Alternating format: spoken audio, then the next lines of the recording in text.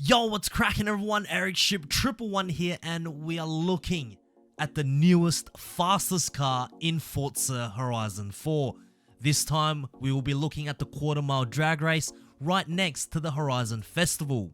Now, in the past, we've had very quick contenders. The two most famous are the McLaren F1 GT and the Mosler, that both can do around 6.9 seconds very easily with somewhat of a moderate tune. If you kind of don't know what you're doing, you can get around 6.9 seconds fairly easily.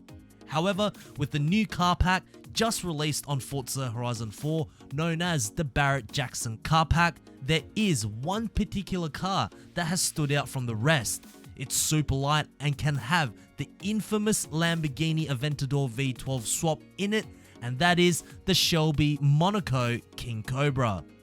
So what I'll be doing in this video is going through every modification you need to equip, and also how you can tune your car so you can achieve the 6.7 second mark in the quarter mile. Now, I have seen other people on YouTube do 6.5 seconds. However, I've tried downloading their tunes and unfortunately I can't get anywhere close to their times. Maybe that's because I'm just terrible with the launches, but with my tune, I'm just so used to how I do my own drag tunes that I'm quite comfortable with how I play and tweak around the slight modifications. But this is a fully transparent tune, so if you see what's wrong with my tune, feel free to change it or do some tweaks to suit your own drag race style as well. So nonetheless, let's get right into the setup.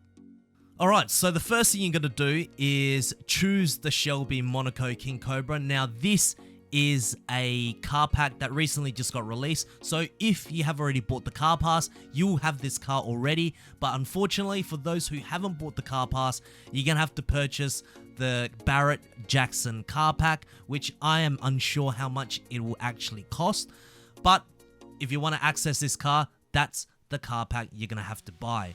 So once you've chosen this car, what you're going to have to do is go to the upgrades and tuning, and what I'm going to do is show you guys what modifications I have done. So the first thing you're going to do is go over to the conversion side and then do the engine swap. Now there's a bunch of engine swaps that you can actually have on this car, which is quite surprising for an old car like this, but the 6.5 litre V12 is the car that you want.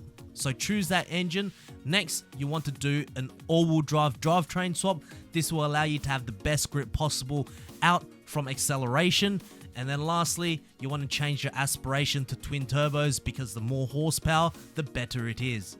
Then we'll move over to the engine side, and here you just want to fully upgrade everything. The race intakes, the fuel system.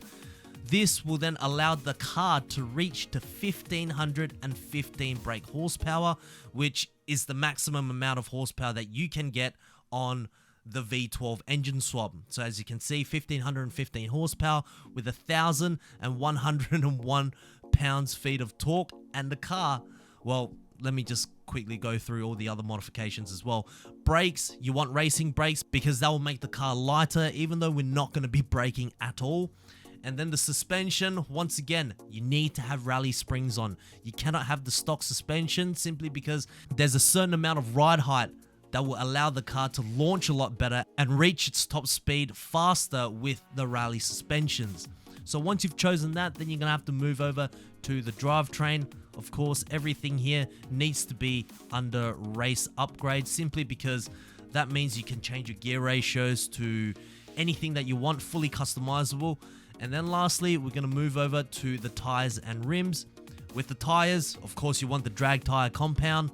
Then with the width, you want both the front and the rear to be as wide as possible. I know it may add a bit of weight to the car, but ultimately the grip that it provides is far more superior than making the car lighter. And then of course, with the rims, these are the rims that I always go for in all my builds because they are the lightest rims that are available. Simply, if you choose anything else, it's going to be red. So these are the ones that I choose. And that's pretty much it, guys. We'll now move over to the tuning side where the most important part of this build will happen. Alright, so here we are. We're in the tuning section. Now, once again, the performance tab on the left-hand side, please ignore that, guys, because I know you can get better statistics then the 0 to 60, the 0 to 100, and the top speed as well. But remember, numbers do not mean anything on the drag strip. The drag strip is where it actually counts. So I know you can get 0.8 seconds when it comes to 0 to 60, but just please ignore that. All right, so with the tire pressure, you want to be as low as possible at 15 psi on both the front and the rear. This is simply because the lower the pressure on the tires, the more grip it can have. And when you have 1515 horsepower and the car weighing just about 1300 pounds, man, you definitely need as much grip as possible. All right, so then we move over to the gearing. Now, with the final drive, I've got it at 2.58. And with the first gear is interesting because with the drag strip, with this car, the first gear is almost going to be skipped. So that's why I made it super short. And then once you hit the second is a lot longer.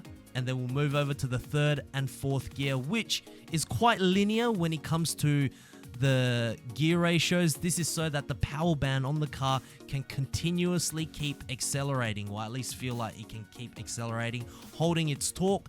And then with the fifth and sixth gear, don't even worry about them. We will not be using them. Now with the alignment, I have got both the front and rear camber at 0 degrees, the toe 0 degrees, and then the caster, I've still kept it stock at 6.5 degrees. Anti-roll bar, I went both front and rear super soft. And then with the springs, this is quite important. Now with the front and rear springs, I've made it very soft. With the front, it's the absolute softest. With the rear, it's kind of the softest, not exactly the softest. That is because I don't want the car to completely bounce off the ground at acceleration. And you will see that because with the ride height, my front is at 5.4 inches and the rear is at 4.5 inches. So the car's already tilting quite heavily with the front lifting off as well. This is to help the car catapult a little bit when it comes to acceleration. And now we move over to the damping side. Now this has taken directly from one of my top speed tunes with the Porsche 911 GT3 pre-order edition. Simply because this allows the car to dig to the ground and it just absolutely works when it comes to accelerating as fast as possible. So with the front rebound stiffness, I made it super soft. The rear is at 9.5. You could probably put it to 10 if you really wanted to. It's not really going to make that much of a difference.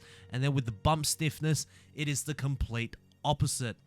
With the aero, we have absolutely nothing here. Brakes, not even going to bother touching that. And then with the differential, I have put 100% acceleration on both the front and rear, and then 0% at deceleration. And then with the balance, you want to have a little bit more bias towards the rear. All right, so there we go. That is practically the tuning part of this Monaco King Cobra. It's not exactly the fastest tune there is. However, now we'll move over to the actual drag strip and I'll show you how you could achieve 6.7 seconds in the quarter mile. Alright, so here we are with the quarter mile drag strip. Now, within the first gear, you got to change very quick. About 40 to 50 miles per hour, you switch gears already. Now, you can fully accelerate in the very beginning. I have found that to be somewhat useful. I'll always get the 6.8 second, a very low 6.8 second mark. So you'll see this again as when I try and accelerate. There we go. It's the momentum from first to second is very important. You can kind of see there's a little bit of a hesitation when the gears change. It didn't exactly keep going forward in terms of this acceleration. And then you can see the time, 6.84, is not exactly the best, but it's just the timing between the first and second gear. See, I messed that up already. It takes a lot of skill. It takes a lot of skill, I'll tell you that.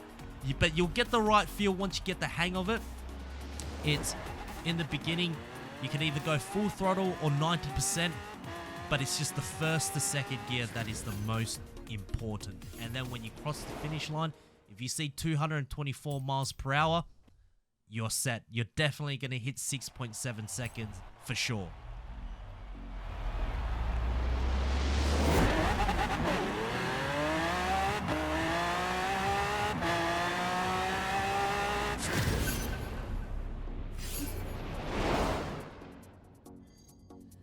And there we have it, 6.7 seconds with the Shelby Monaco King Cobra. If you guys did find this video helpful, please make sure to smash the thumbs up button. That would really help me out. Also, let me know what's your fastest time with this car on the quarter-mile drag strip. I would like to know, and potentially also show me how you tuned your car to reach that specific time.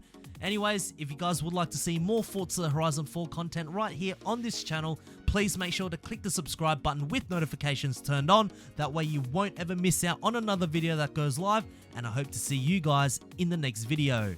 Peace.